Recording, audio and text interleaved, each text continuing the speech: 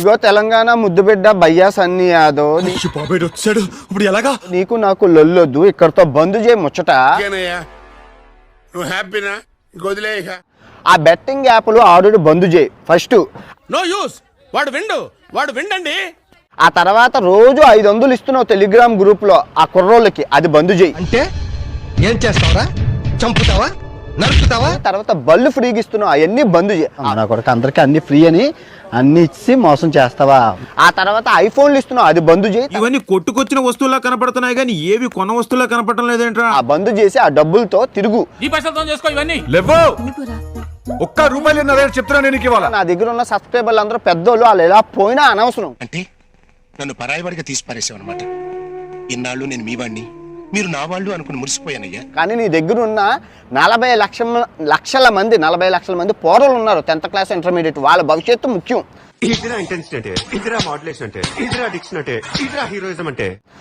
వాళ్ళు సస్తుండ్రా ఎదవనా కూడా, కానీ అయ్యని వాళ్ళు సస్తుపోతుంటే నువ్వు ఎందుకు చేస్తున్నావు? చంపేద్దారా, వీళ్ళంతా మారరా. ఇంకోసారి బెట్టింగ్ యాప్లు చేసినావంటే నీ దుకాణంలో ఒక్క ల్యాప్టాప్ ఉండదు, అమ్మేస్తాను, సేల్ చేసేస్తాను. గవర్నమెంట్ ఆఫ్ ఇండియా చెప్పింది కదా బంద్ చేయమని, నువ్వు బంద్ చేయవారా? నా దందా అంతా మంది మాషాలు వస్తున్నారు రా, ఆ కుర్రోళ్ళు చిన్నపిల్లలు వస్తున్నారు. పిల్లలేంటి? పిల్లలు పోతే పోతారు, అదే కదా మా కాన్సెప్ట్. అయ్యా నువ్వేం మనిషివురా? నీ అవ్వ గింత వేస్ట్ గాని ఉన్నవేమ్రా? బంద్ చేయకపోతే చంపుతా నా కొడక. ఇది వెళ్ళిపోద్ది లోపలికి. నా పీతి గుద్దేశన అనే ఒక యూట్యూబర్ అడవులలో ఇట్లా పుట్టిరా ఏమ్రా, మంచి మర్యాద తెలియదు. నేను ఇండియా నుంచి అమెరికాకి బైక్ పైన వెళ్ళిన రీల్ వైరల్ అవ్వడంతో ఆయనకి కుళ్ళు బుట్టి ఒక వీడియో అయితే పెట్టిండు అనమాట. పెద్ద పాబ్లో ఎస్కోబార్ వారా 24 గంటలు నీ గురించే మాట్లాడుకోనికి చాకోబార్ ముఖం వేసుకుని నువ్వు. నేను హైదరాబాద్ నుంచి రైడ్ 2022 జూలైలో స్టార్ట్ చేసిన. నేను రైడ్ స్టార్ట్ చేసే టైంకి China border and Myanmar border close ఉంది. పాకిస్తాన్ కి ఇండియన్ బైక్స్ ఎలా ఉండదు, మాకు నమ్మకం లేదు. ఏమనుకో. మళ్ళీ మలేషియా వచ్చేసి బైక్ అక్కడ పెట్టి సింగపూర్ వెళ్ళేసి వచ్చి మళ్ళీ బైక్ ని అక్కడ నుంచి ఆస్ట్రేలియాకి షిఫ్ట్ చేసి ఆస్ట్రేలియా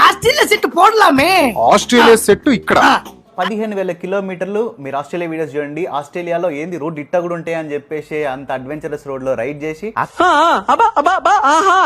ప్రపంచంలోనే లాస్ట్ చివరి ఊరికి వెళ్ళి అక్కడి నుంచి మళ్ళీ Chile, Argentina, Bolivia, Peru, Brazil, Amazon forest లో, Panama, Costa Rica, Nicaragua, Honduras, El Salvador, అబ్బా చెప్పుండ్రా అంటే చెప్తారు గింత పొడు, గ్వాటెమాలా, మెక్సికో నుంచి నేనైతే యుఎస్ లోకి ఎంటర్ అయినా. మనం చైనీ కూడా ఎంత స్ట్రాంగ్ గా చెప్పొచ్చని మిమ్మల్ని చూస్తేనే తెలుస్తుంది సార్.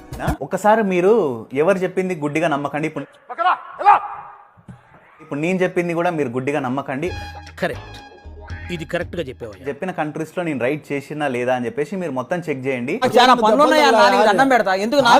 ఆయన సముద్రంలో నడిచే బైక్ కనిపెట్టమని చెప్పండి, అప్పుడు సముద్రంలో కూడా బైక్ రైడ్ చేసి చూపిస్తా. నువ్వు నోరు మొహం పగిలిపోతుంది. సబ్స్క్రైబ్ చేసుకోవచ్చు కదా.